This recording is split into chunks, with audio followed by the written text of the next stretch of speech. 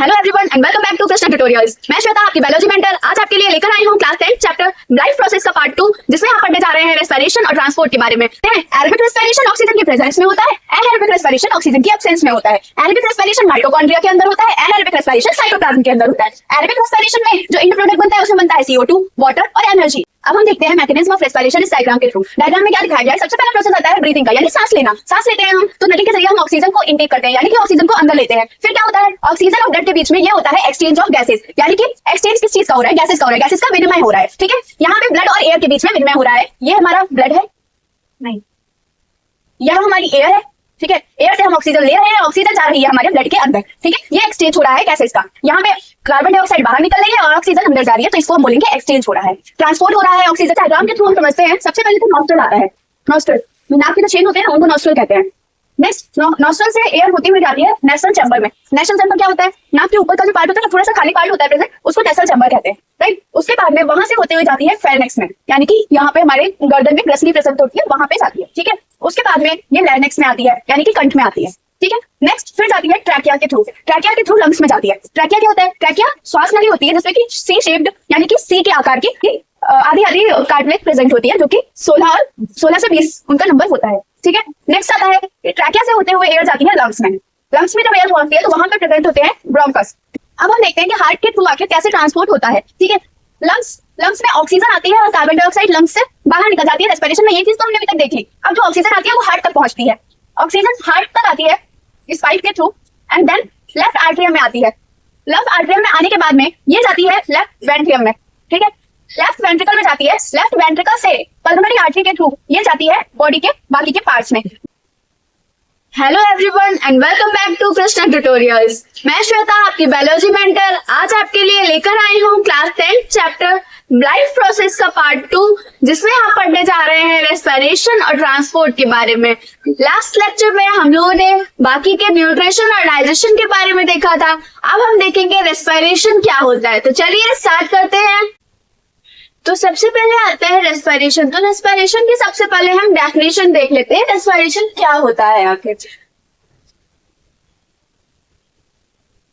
Respiration is the process in which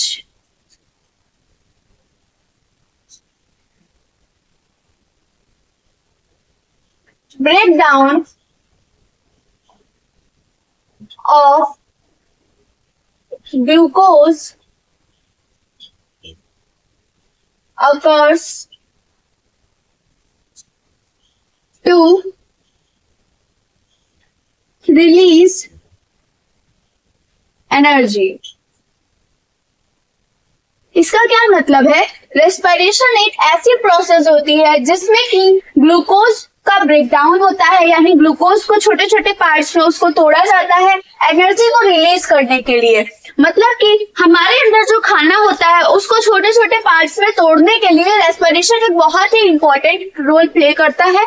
जिसमें जब respiration में हम सांस अंदर बाहर करते हैं तो उसमें जब हम ऑक्सीजन को अपने अंदर लेते हैं तो वो ऑक्सीजन ही ग्लूकोज को ब्रेक डाउन करता है जाके, जिससे कि एनर्जी रिलीज होती है, जिससे हम अपनी सारी प्रोसेस कर सकते हैं, हमारी बॉडी वर्क करती है। राइट, इतना क्लियर हुआ। नेक्स्ट हम देखते हैं कि आखिर रेस्पिरेशन क्यों जरूरी है, क्या इंपॉर्टेंस है रेस्पिरेशन की। Why respiration is important.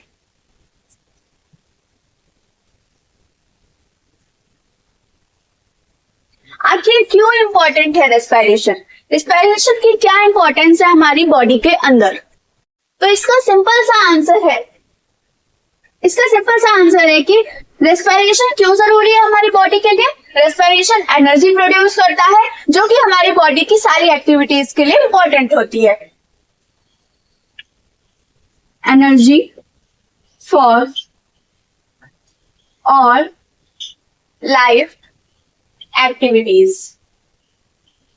हमारी बॉडी की, हमारी लाइफ की जितनी भी एक्टिविटीज हैं, जितनी भी एक्टिविटीज हम अपनी लाइफ में करते हैं, जैसे कि चलना, खाना, दौड़ना, वो सारी ही एक्टिविटीज एनर्जी के बेसिस पे हो रही हैं, क्योंकि हमारे अंदर एनर्जी है। एनर्जी कहाँ से आ रही है?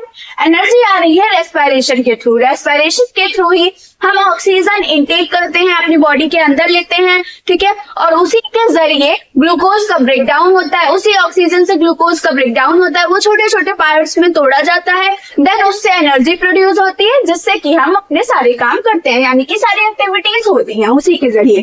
तो यहाँ से हमें क्या पता चलता है? अगर रेस्पिरेशन नहीं होगा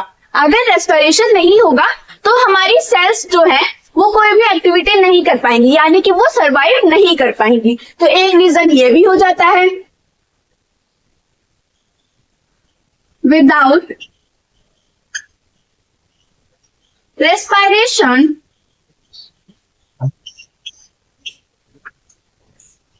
cells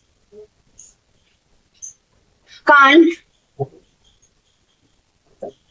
survive। तो यहाँ से यही चीज क्लियर हुई कि सरवाइव करने के लिए रेस्पिरेशन बहुत ही इंपॉर्टेंट है हमारे लिए, क्योंकि जब तक हम सांस नहीं लेंगे तब तक खाना छोटे छोटे पार्ट्स में डिवाइड नहीं होगा, यानी कि ग्लूकोज का ब्रेकडाउन नहीं होगा। ग्लूकोज का ब्रेकडाउन नहीं होगा तो फिर एनर्जी नहीं प्रोड्यूस होगी। एनर्जी नहीं प्रोड्यूस होगी तो हम सारे काम नहीं कर पाएंगे। अगर सेल काम ही नहीं कर पाएगी तो वो डेड हो जाएगी, यानी कि वो मर जाएगी, सरवाइव नहीं कर पाएगी। इतना क्लियर हुआ। नेक्स्ट हम देखते हैं कि रेस्पिरेशन के आखिर क्या क्या टाइप्स होते हैं। हम टाइप्स ऑफ रेस्पिरेशन के बारे में देखते हैं, कितने टाइप के रेस्पिरेशन आखिर होते हैं। तो रेस्पिरेशन होती है दो टाइप के। कौन कौन से? पहला होता है एरोबिक रेस्पिरेशन। Aerobic respiration. अब सेकेंड क्या होता है? सेकेंड होता है एनएरोबिक रेस्पिरेशन।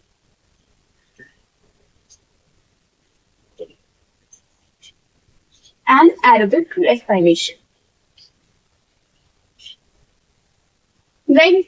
ये दो टाइप के रेस्पिरेशन होते हैं हमारी बॉडी में। ओके, ये दो टाइप के रेस्पिरेशन, अब इनके बीच का डिफरेंस देख लेते हैं। आखिर इनमें होता क्या क्या है, डिफरेंस क्या है इन दोनों में, राइट। सो पहला आता है एरोबिक रेस्पिरेशन। एरोबिक रेस्पिरेशन को हिंदी में कहते हैं, एरोबिक रेस्पिरेशन को हिंदी में कहते हैं ऑक्सीश्वसन। ऑक्सीश्वसन, ऑक्सीश्वसन कहते हैं इसे, अनऑक्सीश्वसन कहते हैं, ठीक है। इसमें क्या होता है? फर्स्टली टॉपिक आता है कि एरोबिक रेस्पिरेशन में आखिर होता क्या है। एरोबिक रेस्पिरेशन में ऑक्सीजन के प्रेजेंस में रेस्पिरेशन होता है।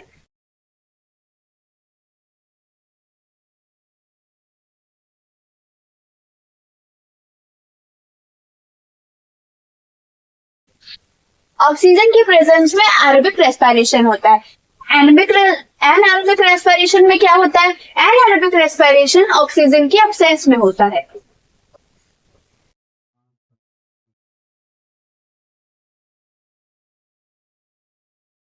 ये होता है ऑक्सीजन की एब्सेंस में, यानी इसमें ऑक्सीजन नहीं प्रेजेंट होता है। नेक्स्ट आता है आखिर एरोबिक रेस्पिरेशन होता कहाँ पे है? ये होता है माइटोकॉन्ड्रिया के अंदर, माइटोकॉन्ड्रिया में occurs in mitochondria। Next anaerobic respiration किसमें होता है? तो एनारोबिक रेस्पिरेशन होता है साइटोप्लाज्म के अंदर। occurs in साइटोप्लाज्म, ये साइटोप्लाज्म के अंदर होता है, राइट। नेक्स्ट आता है कि आखिर ये जो प्रोसेस होती है, इस प्रोसेस में कोई ना कोई रिएक्शन तो होती ही होगी, राइट। रिएक्शन में जो एंड प्रोडक्ट होता है वो क्या बनता है? क्या एंड प्रोडक्ट पाया जाता है एरोबिक में? क्या एंड प्रोडक्ट पाया जाता है एनारोबिक में? तो सबसे पहले देखते हैं एरोबिक में क्या एंड प्रोडक्ट बनता है। ये ऑक्सीजन के प्रेजेंस में होता है, तो इसमें बनता है CO2, और क्या बनता है? वाटर बनता है, और क्या बनता है? साथ ही में एनर्जी भी बनती है,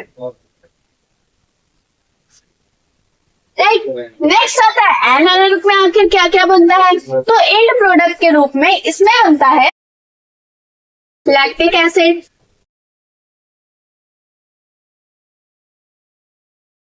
अल्कोहल, और क्या बनता है, CO2 बनता है, राइट। इतना एंड प्रोडक्ट के रूप में बनता है। ये क्या है हमारा एंड प्रोडक्ट।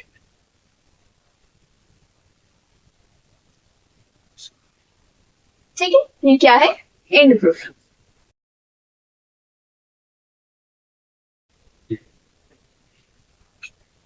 नेक्स्ट आता है कि आखिर ये किस किस में प्रेजेंट होता है, किन किन में ये सब होते हैं, राइट।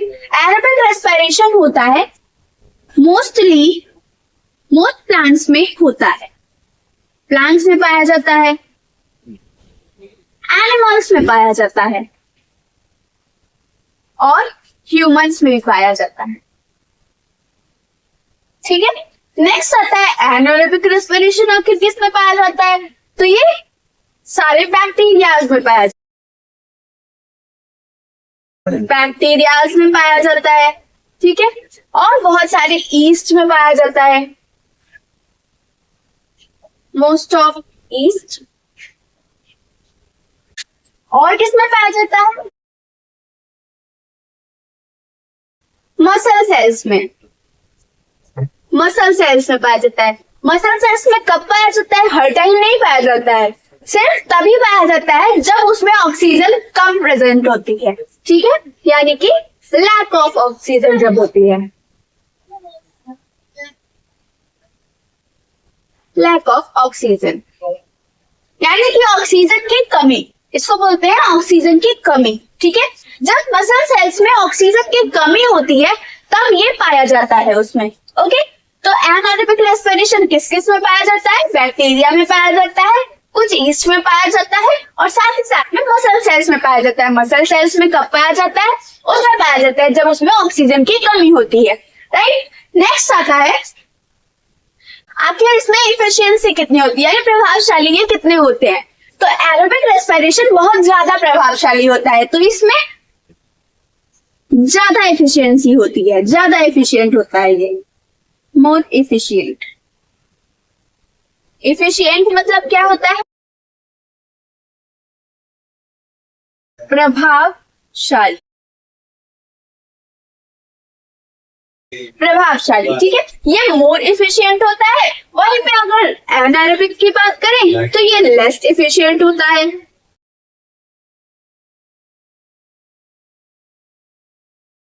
ये लेस एफिशिएंट होता है, यानी कि जो प्रभाव होता है, प्रभावशाली ये कितने होते हैं, तो एरोबिक रेस्पिरेशन ऑक्सीजन की प्रेजेंस में होता है इसलिए ये मोर एफिशिएंट होता है।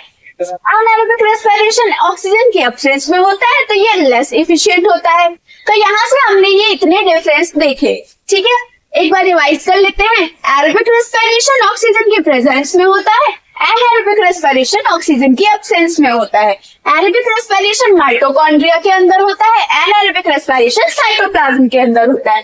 एरोबिक रेस्पिरेशन में जो एंड प्रोडक्ट बनता है उसमें बनता है CO2, वाटर और एनर्जी। एनारोबिक में क्या एंड प्रोडक्ट बनता है, लैक्टिक एसिड, अल्कोहल और CO2, राइट। एरोबिक में मोस्ट ऑफ प्लांट्स में एरोबिक पाया जाता है, एनिमल्स में पाया जाता है और ह्यूमंस में पाया जाता है। वहीं पे एनारोबिक रेस्पिरेशन बैक्टीरिया में पाया जाता है, कुछ ईस्ट में पाया जाता है और साथ ही साथ में कुछ मसल सेल्स में पाया जाता है, यानी कि मसल सेल्स वो जिसमें ऑक्सीजन की कमी होती है यानी लैक ऑफ ऑक्सीजन होती है जिनमें, उन्हीं में पाया जाता है।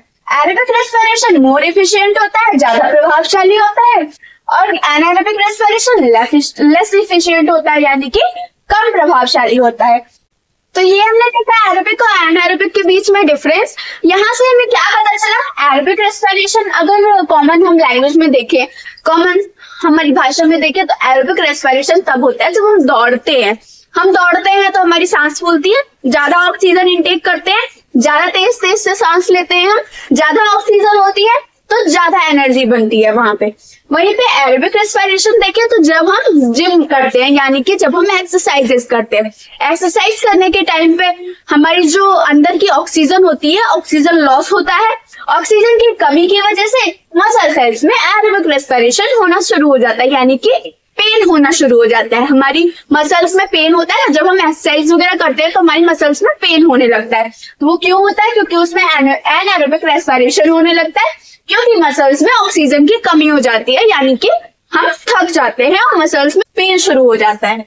तो ये हमने देखा एरोबिक और एनारोबिक के बीच का डिफरेंस। अब हम देखते हैं मैकेनिज्म ऑफ रेस्पिरेशन आखिर क्या होता है। अभी तक हमने क्या देखा, रेस्पिरेशन में हम खाने को छोटे छोटे पार्ट्स में तोड़ते हैं, यानी कि ग्लूकोज का ऑक्सीडेशन करते हैं। ऑक्सीडेशन यानी ऑक्सीकरण। ऑक्सीकरण के लिए हमें ऑक्सीजन की नीड होती है, ऑक्सीजन की जरूरत होती है। ऑक्सीजन हम लेते हैं बाहर के इन्वायरमेंट से, यानी कि आसपास के हमारा जो भी इन्वायरमेंट है उससे हम ऑक्सीजन को अपने अंदर लेते हैं और हम ग्लूकोज का ऑक्सीडेशन करते हैं, राइट। तो उसमें मेनली दो प्रोसेस आती है, यानी दो घटनाएं प्रमुख आती हैं। कौन कौन सी? पहला है external respiration, external respiration. Second आता है internal respiration.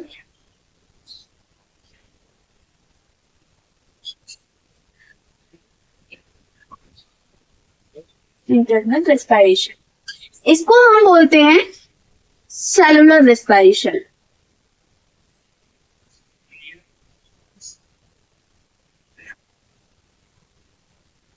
Right. External respiration यानी बाहर श्वसन, इंटरनल रेस्पिरेशन यानी अंतः श्वसन, ठीक है।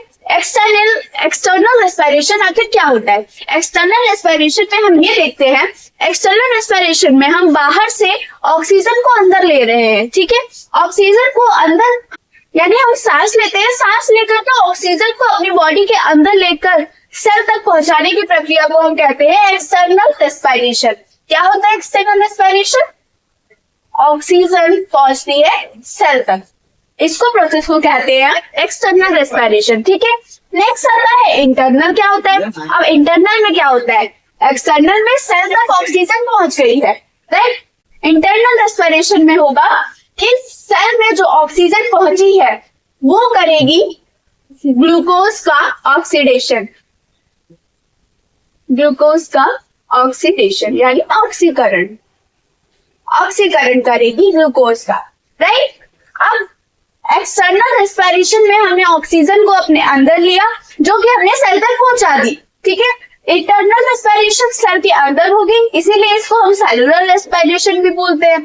सेल में जो ऑक्सीजन पहुंची थी वो क्या करेगी? ग्लूकोज का ऑक्सीडेशन करेगी, यानी कि खाने को छोटे छोटे पार्ट्स में तोड़ेगी और उससे एनर्जी बनाएगी। इससे क्या बनाएगी?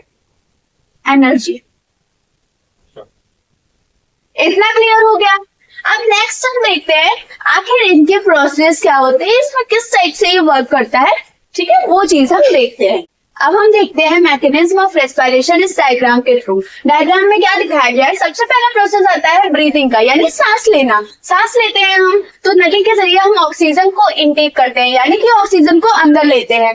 फिर क्या होता है? ऑक्सीजन और ब्लड के बीच में ये होता है एक्सचेंज ऑफ गैसेस, यानी कि एक्सचेंज किस चीज का हो रहा है? गैसेस का हो रहा है, गैसेस का विनिमय हो रहा है, ठीक है। यहाँ पे ब्लड और एयर के बीच में विनिमय हो रहा है। ये हमारा ब्लड है, नहीं, यह हमारी एयर है, ठीक है। एयर से हम ऑक्सीजन ले रहे हैं, ऑक्सीजन जा रही है हमारे ब्लड के अंदर, ठीक है। ये एक्सचेंज हो रहा है गैसेस का। यहाँ पे कार्बन डाइऑक्साइड बाहर निकल रही है और ऑक्सीजन अंदर जा रही है, तो इसको हम बोलेंगे एक्सचेंज हो रहा है।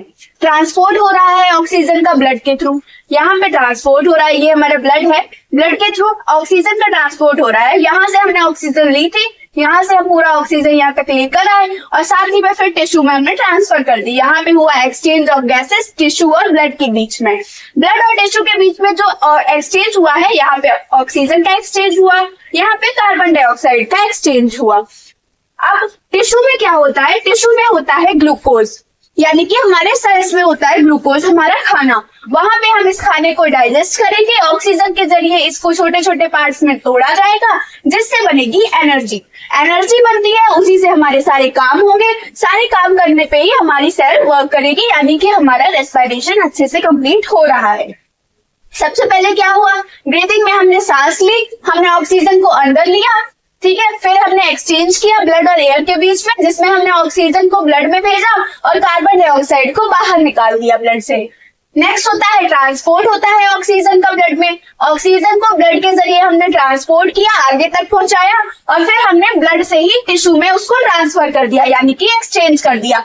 यहाँ पे ऑक्सीजन ब्लड से टिश्यू में चली गई और कार्बन डाइऑक्साइड टिश्यू से ब्लड में आ गया। यहाँ पे टिश्यू में हुआ ग्लूकोज का ब्रेकडाउन, ग्लूकोज को छोटे छोटे पार्ट्स में वहां पे तोड़ा गया जिससे कि बनी एनर्जी। एनर्जी से ही हमारे सारे काम होते हैं, हमारी बॉडी वर्क करती है। तो ये पूरा प्रोसेस रहा रेस्पिरेशन का। अब हम नेक्स्ट देखते हैं। अब हम देखेंगे difference in respiration and breathing. Breathing और रेस्पिरेशन में आखिर क्या डिफरेंस है? सबसे पहला डिफरेंस ये आता है कि ब्रीदिंग की जो प्रोसेस होती है वो एक फिजिकल प्रोसेस है।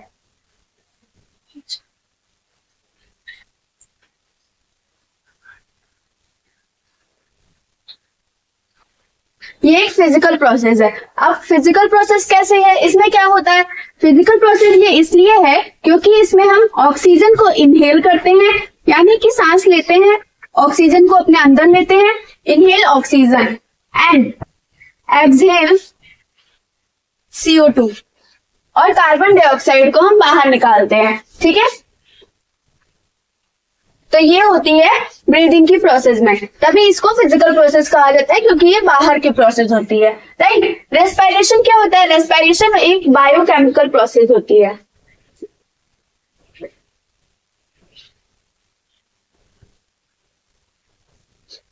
बायोकेमिकल प्रोसेस होती है। अब बायोकेमिकल क्यों होती है? अभी हमने देखा था कि रेस्पिरेशन में क्या होता है, ग्लूकोज को ऑक्सीजन की हेल्प से छोटे छोटे पार्ट्स में तोड़ा जाता है जिससे कि एनर्जी प्रोड्यूस होती है। यहाँ पे होता है ब्रेकडाउन ऑफ ग्लूकोज।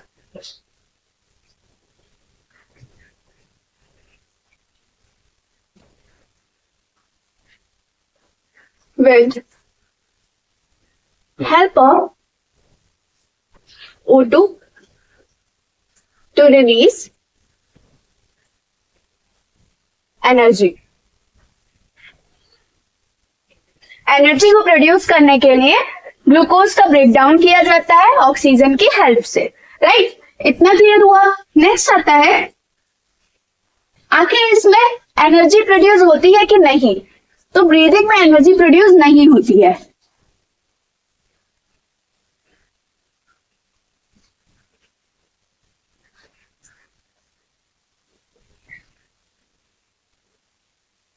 वहीं पे अगर रेस्पिरेशन की बात करें तो यहाँ पे एनर्जी रिलीज हुई ही, तो यहाँ पे एनर्जी प्रोड्यूस हो रही है।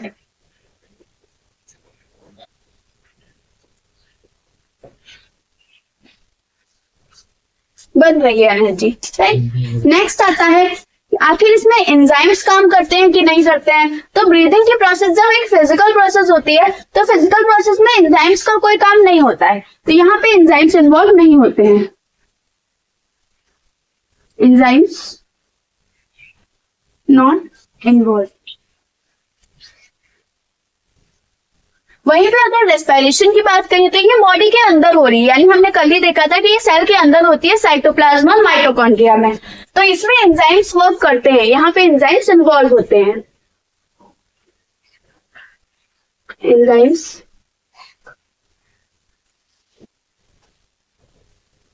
Involve.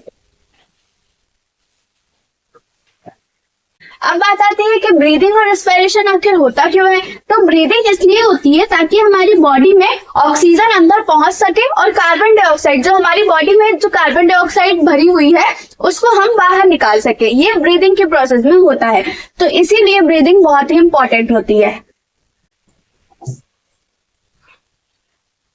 To bring oxygen to the body and carbon dioxide outside। Right. अब वहीं पे आता है कि एक्सपायरेशन आखिर क्यों होता है? एक्सपायरेशन में क्या होता है? तो एक्सपायरेशन इसलिए होता है ताकि ग्लूकोज का ब्रेकडाउन हो सके, ग्लूकोज को छोटे छोटे पार्ट्स में तोड़ा जा सके जिससे कि एनर्जी बन सके। तो यहाँ पे होता है कि एनर्जी बनाने के लिए होता है ताकि सेलुलर एक्टिविटीज हो सके हमारी बॉडी में, हमारी सेल सारी एक्टिविटीज कर सके।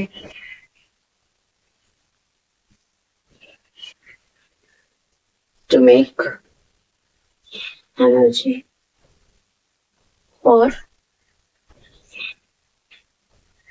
सेलुलर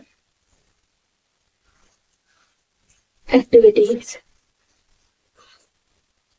इतना हो गया। नेक्स्ट आता है, ये इनवॉलेंट्री होती है, वॉलेंट्री होती है, मतलब कि खुद चलती है या फिर इन्हें कुछ ना कुछ करके हमें करना पड़ता है, कुछ ना चलाना पड़ता है। तो यहाँ पे आता है कि ये वॉलेंट्री भी हो सकती है, इनवॉलेंट्री भी हो सकती है। ब्रीदिंग की प्रोसेस जो होती है वो वॉलेंट्री भी हो सकती है, इनवॉलेंट्री भी हो सकती है।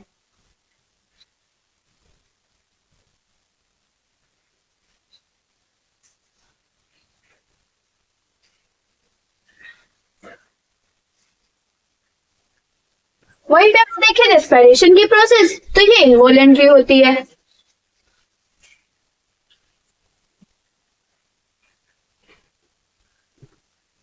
राइट, अब इसको कैसे देखेंगे, तो वॉलेंट्री मतलब कि हम तेज तेज सांस लेना, ठीक है, कैसे, जैसे हम दौड़ते हैं तो हम तेज तेज से सांस लेने लगते हैं, राइट। इनवॉलेंट्री मतलब कि हम नॉर्मली भी सांस ले रहे हैं, राइट।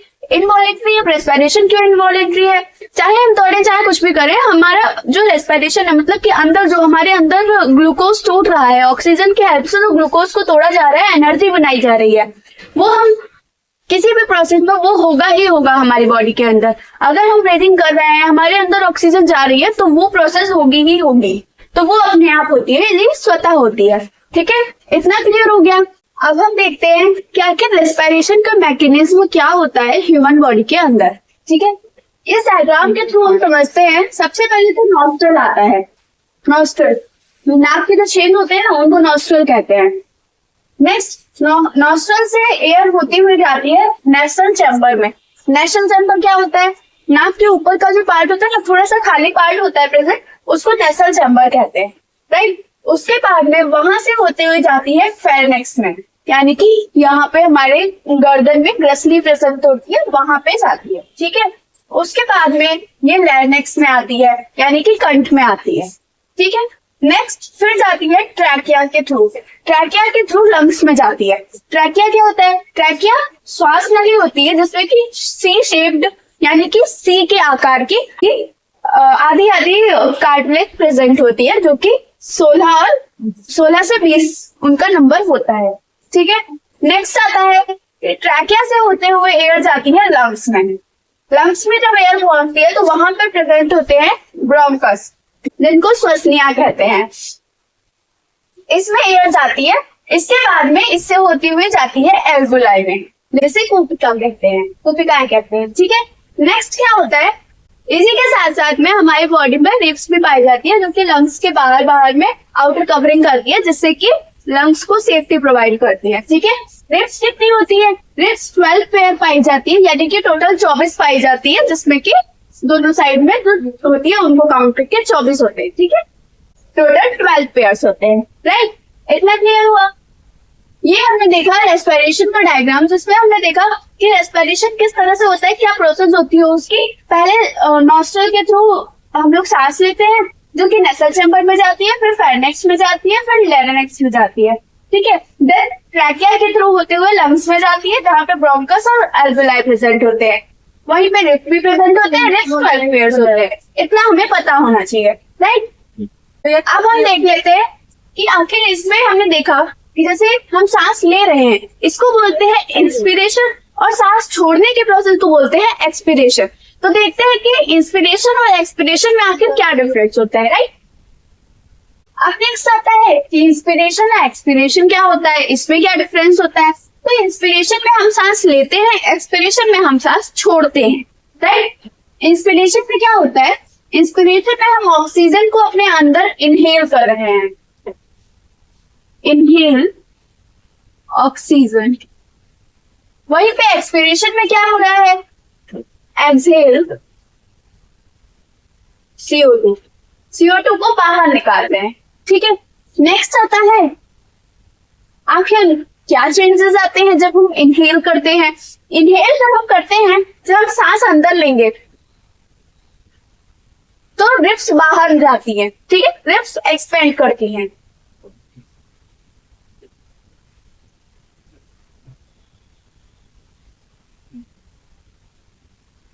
रिब्स एक्सपेंड करती है, राइट। वहीं पे अगर हम एक्सहेल करेंगे, सांस हम छोड़ेंगे, मान लो हमने सांस ली,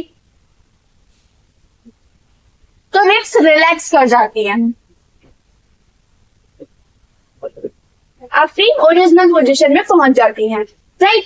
नेक्स्ट होता है कि आखिर डायफ्राम में क्या चेंज आता है। तो डायफ्राम जब हम सांस लेते हैं तो हमारे लंग्स के अंदर का वॉल्यूम जाता है बढ़।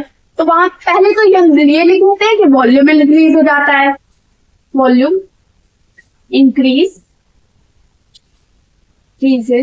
इन लंग्स, लंग्स का वॉल्यूम इंक्रीज हो जाता है। लंग्स का वॉल्यूम जब इंक्रीज होता है यानी कि जगह बढ़ जाती है जब लंग्स में, ताकि हम उसमें सांस भर सके, तो क्या होता है डायफ्राम जो होता है वो फ्लैट हो जाता है। क्या हो जाता है? फ्लैट हो जाता है, यानी चपटा हो जाता है।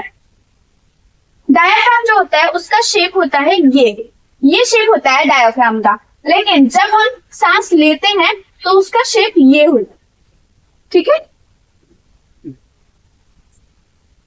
डायफ्राम फ्लैटिंग, ठीक है, यहाँ पे फ्लैट हो जाता है डायफ्राम। अब अगर इसकी बात करें एक्सहेल के टाइम पे क्या होता है, एक्सहेल के टाइम पे वॉल्यूम डिक्रीज हो जाता है, वॉल्यूम डिक्रीजेस इन लंग्स। जब लंग्स का वॉल्यूम डिक्रीज हो जाता है तो डायफ्राम का क्या होता है, जब हमने इनहेल किया था डायफ्राम फ्लैट हो गया था, लेकिन जैसे ही हम एक्सहेल करेंगे तो डायफ्राम फिर से अपनी ओरिजिनल पोजीशन में यानी रिलैक्स पोजीशन में आ जाएगा। यहाँ पे डायफ्राम रिलैक्स हो जाता है,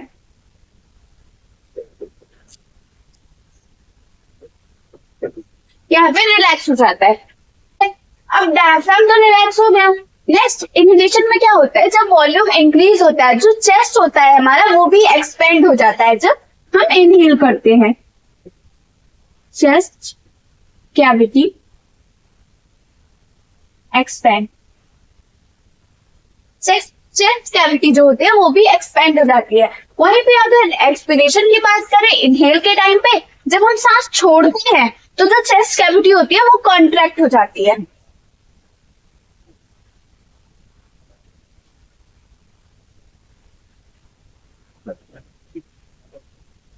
कॉन्ट्रैक्ट हो जाती है, राइट। नेक्स्ट क्या होता है, ये एक्टिव फेज में होता है।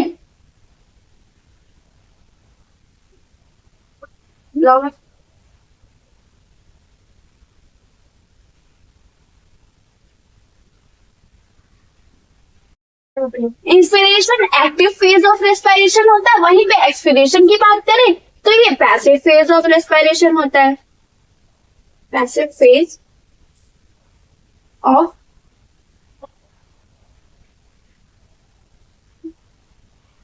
रेस्पिरेशन। अब नेक्स्ट क्या होता है, इंस्पिरेशन में जो हम एयर लेते हैं वो एयर कूल होती है और प्योर होती है। वहीं पे अगर बात करें एक्सपिरेशन की, तो एक्सपिरेशन में क्या होता है, एयर जो हम अंदर बाहर छोड़ते हैं वो वार्म होती है और मॉइस्ट होती है, ठीक है। नेक्स्ट आता है कि आखिर कितना परसेंटेज होता है CO2 का दोनों में। इनहेल करने पे हम ऑक्सीजन को अपने अंदर ले रहे हैं, ऑक्सीजन को अंदर लेने पे भी उसमें अभी थोड़ी मात्रा में कार्बन डाइऑक्साइड होती है। कितनी होती है? 0.04% CO2 प्रेजेंट होती है जो हम सांस अंदर लेते हैं, ठीक है। लेकिन वहीं पे देखें तो एक्सपिरेशन के टाइम पे कितनी CO2 प्रेजेंट होती है। एक्सपिरेशन के टाइम पे जो सांस हम बाहर निकालते हैं, जो हवा बाहर निकालते हैं अपनी बॉडी से, उसमें 4% होती है।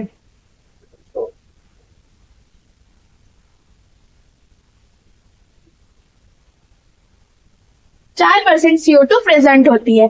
ये हमने देखा इंस्पिरेशन और एक्सपिरेशन में डिफरेंस क्या होता है। हम इंस्पिरेशन में ऑक्सीजन को इनहेल करते हैं, कार्बन डाइऑक्साइड को बाहर निकालते हैं।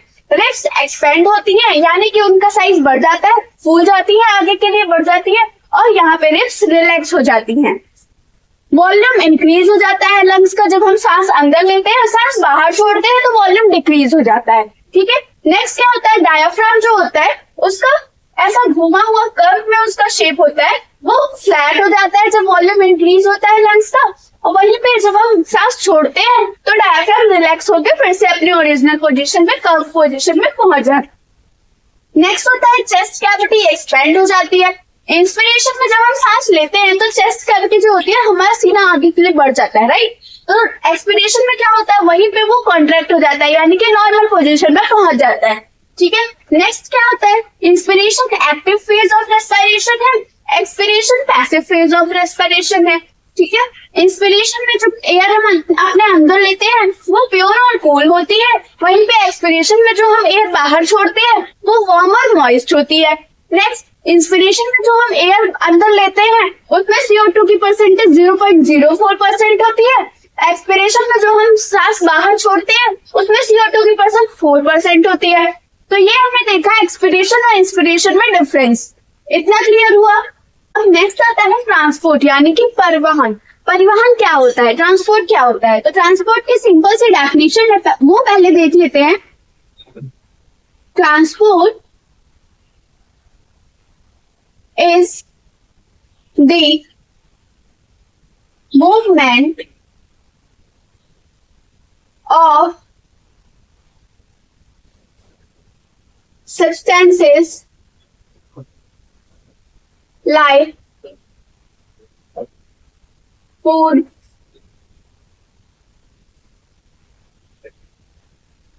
water,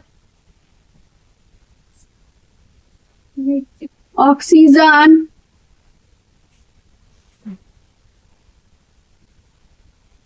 waste products from one part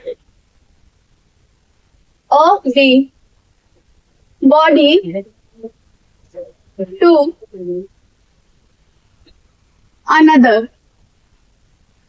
यानी कि बॉडी के एक पार्ट से दूसरे पार्ट में सब्सटेंसेस के ट्रांसपोर्ट, जैसे कि खाना पीना, वेस्ट वगैरह जो भी कुछ होता है, सबका ट्रांसपोर्ट करना यानी मूवमेंट, एक जगह से दूसरी जगह, एक पार्ट से दूसरे पार्ट में ले जाने का जो प्रोसेस होता है, जो मूवमेंट होता है, उसको ही ट्रांसपोर्ट कहते हैं यानी कि परिवहन कहते हैं, ठीक है।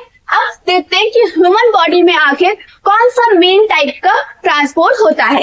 तो ह्यूमन बॉडी में मेन टाइप का ट्रांसपोर्ट होता है उसे कहते हैं सर्कुलेटरी ट्रांसपोर्ट, जिसमें कि ब्लड का ट्रांसपोर्ट होता है, ठीक है। तो इतना हम सबसे पहले सर्कुलेटरी ट्रांसपोर्ट के बारे में देखते हैं। अब हम देखते हैं type of circulatory system. Type of circulatory system में 3 टाइप्स आते हैं। पहला है वाटर सर्कुलेटरी सिस्टम,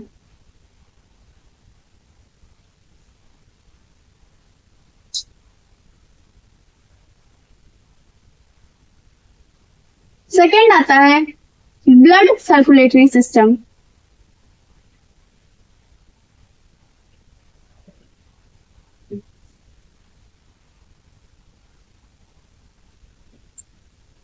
थर्ड आता है लिम्फेटिक सर्कुलेटरी सिस्टम,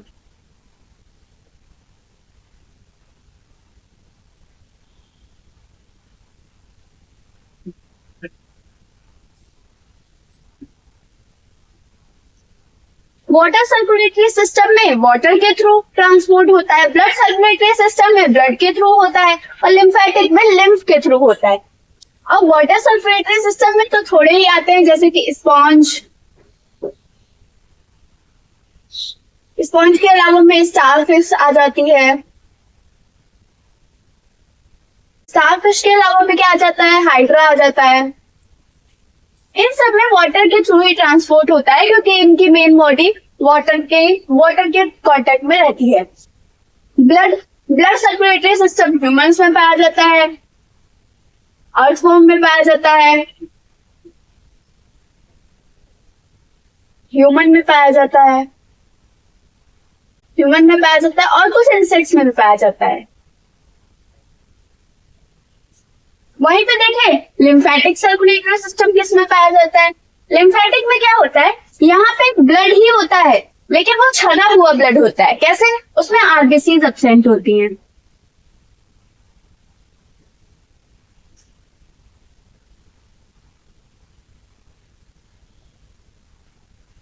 जब ब्लड में आरबीसीज एब्सेंट हो जाती हैं तो जो ब्लड बनता है उसे लिम्फ बोलते हैं।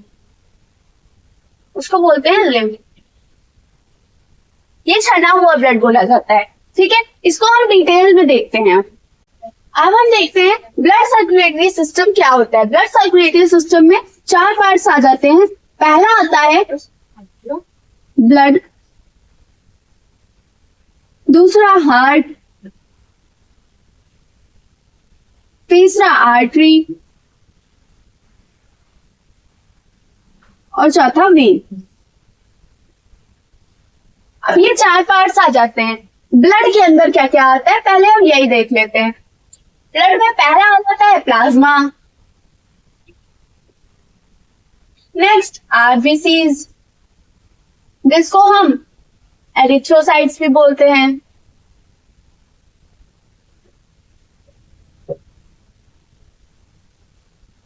तीसरा आता है डब्ल्यूबीसीज जिसको हम ल्यूकोसाइट्स भी बोलते हैं,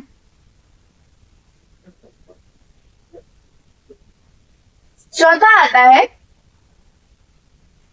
ब्लड प्लेटलेट्स,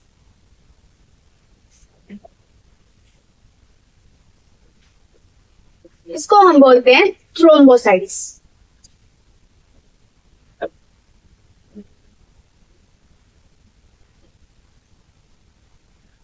ये 4 पार्ट होते हैं जो ब्लड में पाए जाते हैं। आरबीसीज में हीमोग्लोबिन प्रेजेंट होता है जिसकी वजह से इसका कलर रेड होता है। डब्ल्यूबीसी दूसरे जो भी बैक्टीरिया वगैरह होते हैं जो हमारी बॉडी को हार्म पहुंचा सकते हैं उनसे लड़ने का काम करता है। ब्लड प्लेटलेट्स का क्या काम होता है? ब्लड प्लेटलेट्स का काम होता है जब कहीं भी ब्लीडिंग वगैरह होती है, जैसे हमारी चोट लग गई, वहां पे ब्लीडिंग होना स्टार्ट होती है, तो वहां पे ब्लड क्लॉट करने का काम करता है, यानी कि थक्का बनाने का काम करता है। नेक्स्ट हम देखते हैं हार्ट के बारे में। हार्ट के बारे में हम हार्ट के डायग्राम से देखते हैं कि आखिर हार्ट का डायग्राम कैसा होता है। उससे पहले हम जान लेते हैं आर्टरी और वेन्स क्या होता है। आर्टरी क्या होता है? आर्टरी वो पाइप्स होती हैं जो कि हार्ट से ब्लड बाकी के पार्ट्स तक पहुंचाती हैं, ठीक है। लेकिन वेन्स क्या होता है? वेन वो पाइप होते हैं जो कि बाकी के पार्ट, जो हमारी बॉडी के बाकी के पार्ट्स है, वहां से ब्लड हार्ट के पास वापस लेकर के आते हैं। तो जब हार्ट से ब्लड बाहर जाता है वो ज्यादा प्रेशर से जाता है, इसलिए आर्टरी मोटी होती है, उसकी लेयर मोटी होती है। वेन्स क्या होते हैं? वेन्स बाकी के पार्ट से नॉर्मल प्रेशर से हमारे हार्ट में वापस ब्लड डालती हैं। तो इसकी जो आउटर लेयर होती है, इसकी पतली लेयर होती है, ठीक है। अब हम हार्ट का डायग्राम देख लेते हैं। अब हम देखते हैं कि हार्ट के थ्रू आखिर कैसे ट्रांसपोर्ट होता है, ठीक है। लंग्स में ऑक्सीजन आती है और कार्बन डाइऑक्साइड लंग्स से बाहर निकल जाती है रेस्पिरेशन में। ये चीज तो हमने अभी तक देखी। अब जो ऑक्सीजन आती है वो हार्ट तक पहुंचती है। ऑक्सीजन हार्ट तक आती है इस पाइप के through and then left atrium में आती है। लेफ्ट आर्टरियम में आने के बाद में ये जाती है लेफ्ट वेंट्रिकल में, ठीक है। लेफ्ट वेंट्रिकल में जाती है। लेफ्ट वेंट्रिकल से पल्मोनरी आर्टरी के थ्रू ये जाती है बॉडी के बाकी के पार्ट्स में। बॉडी के बाकी के पार्ट्स में ऑक्सीजनेटेड ब्लड कौन ले जाता है? आर्टरी ले जाती है ऑक्सीजनेटेड ब्लड।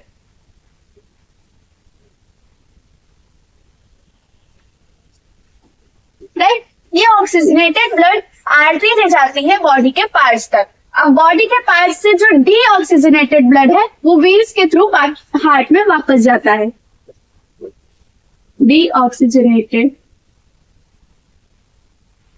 ब्लड ये हार्ट में वापस जा रहा है। राइट आर्टरियम में जाएगा, फिर राइट आर्टरियम से राइट वेंट्रिकल में जाएगा, वहां से कार्बन डाइऑक्साइड को लंग्स में वापस भेज दिया जाएगा, ठीक है। ये हार्ट के थ्रू एक ट्रांसपोर्ट हो रहा है गैसेस का। कैसे ट्रांसपोर्ट हो रहा है? ब्लड के साथ मिक्स होके हो रहा है।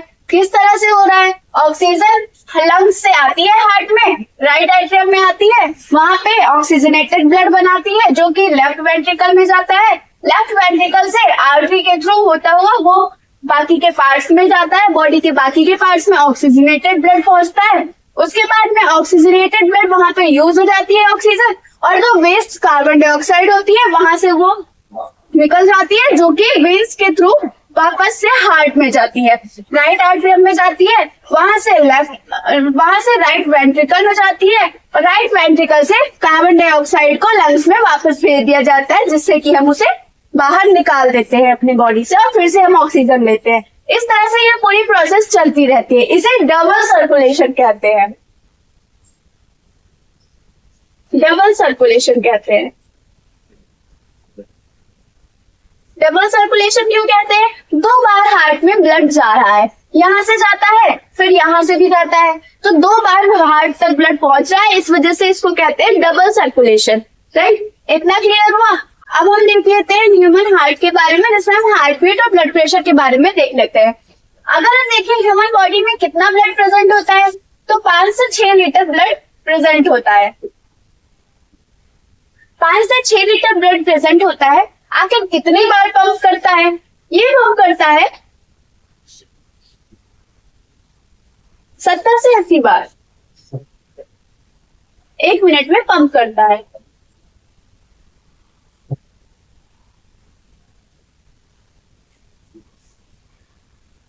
ठीक है, इतना पंप करता है। अभी अगर हार्ट बीट की बात करें, 1 मिनट पे कितनी बार पंप करता है ब्लड? 75 अप्रोक्स, लगभग 75 टाइम्स वो ब्लड पंप कर देता है। तो 1 मिनट में हार्ट बीट कितनी होती है? 75 के अप्रोक्स में होती है। ठीक है, नेक्स्ट आता है कितना टाइम लगता है एक बार में पंप करने में? 0.8 सेकेंड 1 पंप में टाइम लगता है। ठीक है, नेक्स्ट आता है आखिर पूरी हमारा जो पूरा जीवन होता है उसमें कितनी बार ब्लड पंप होता है, कितनी बार ब्लड सर्कुलेट होता है हमारी बॉडी में? तो वो आता है 2.5 इंटू 10⁹ टाइम्स। इतने टाइम हमारी पूरी लाइफ स्पैन में ब्लड पंप होता है।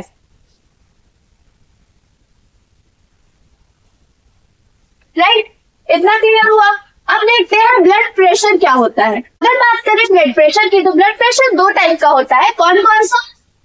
पहला होता है सिस्टोलिक, सेकेंड होता है डायस्टोलिक।